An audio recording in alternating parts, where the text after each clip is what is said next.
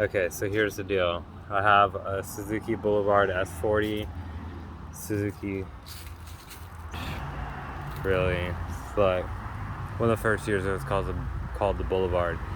Anyway, it won't start, and I've narrowed it down to electrical issues. The battery is good.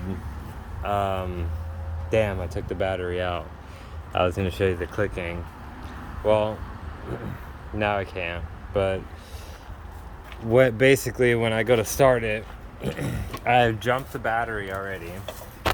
I'll kickstand, stand up, clutch in, and on, and I'll go to crank, and I'll hear clicking from this little click, click, and I know the starter is good because I jumped straight from the power. I jumped straight from the power on the battery straight to the starter.